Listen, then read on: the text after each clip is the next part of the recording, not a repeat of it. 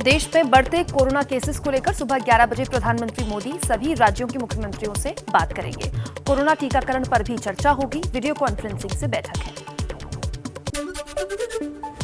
मध्य प्रदेश में कोरोना को लेकर सख्ती। आज रात से भोपाल और इंदौर में नाइट कर्फ्यू लगेगा। बढ़ते कोरोना केसेस की वजह से शिवराज सरकार का फैसला, धार्मिक मेले पहले ही बंद हैं।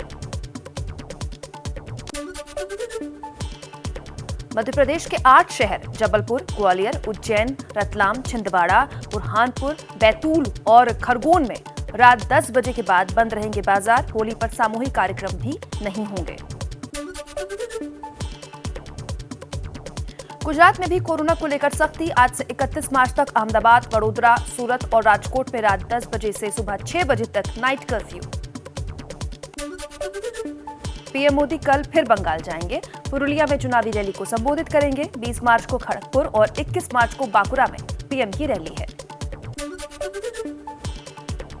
पीएम मोदी की पश्चिमी मिदनापुर के कांथी में होने वाली रैली में बदलाव। अब 20 के बजाय 24 मार्च को कांथी में रैली करेंगे प्रधानमंत्री। बीजेपी चुनाव समिति की बैठक से पहले दिल्ली में जेपी नड्डा के घर आज सुबह 11 बजे बंगाल कोर कमेटी की बैठक हो सकती है। शाम 6 बजे बीजेपी मुख्यालय में केंद्रीय चुनाव समिति की बैठक। बंगाल के लिए बाकी रह गए उम्मीदवारों के नाम तय होंगे।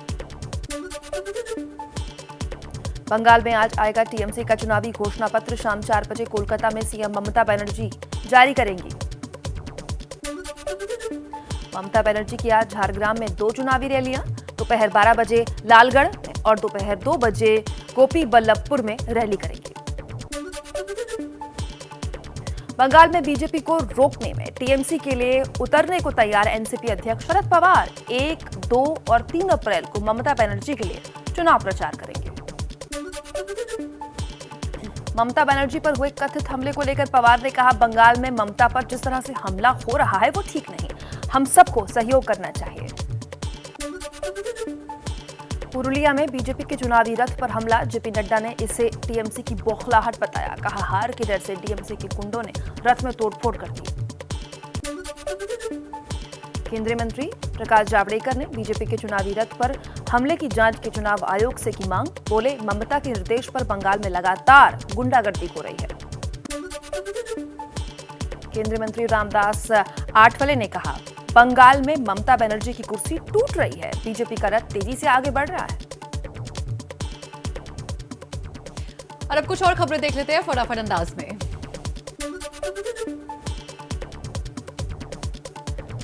बंगाल चुनाव में बाटला हाउस एनकाउंटर की एंट्री। नड्डा बोले, ममता ने एनकाउंटर को फर्जी बताया था। कहा था कि सच साबित हुआ तो राजनीति छोड़ दूंगी।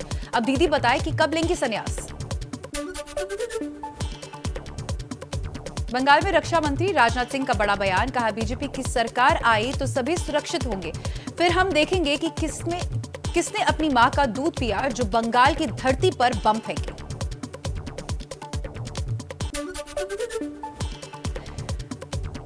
शिवसेना के संजय राउत ने पूछा, बंगाल में बम बन रहा है तो वहां एनआईए क्यों नहीं जाती। मुंबई में जिलेटिन के 20 टुकड़े मिला तो पूरा एनआईए वहां पहुंच गया। बंगाल में बम पर चुप्पी क्यों, ये केंद्र की भी जिम्मेदारी है।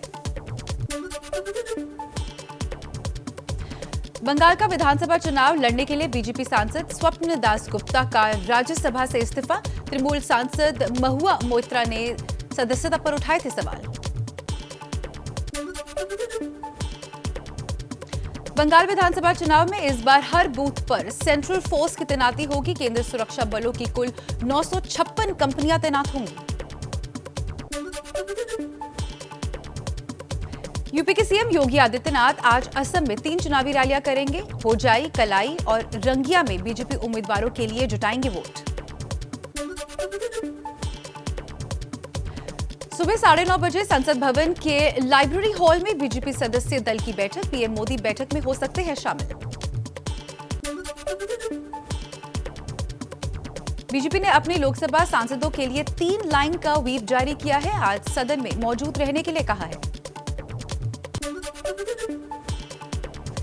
दिल्ली में एलजी की शक्तियों को बढ़ाने के लिए लोकसभा में लाए बिल पर संग्राम जारी। आज जंतर मंतर पर प्रदर्शन करेगी आम आदमी पार्टी। सभी मंत्रियों के साथ केजरीवाल भी प्रदर्शन में पहुंच सकते हैं।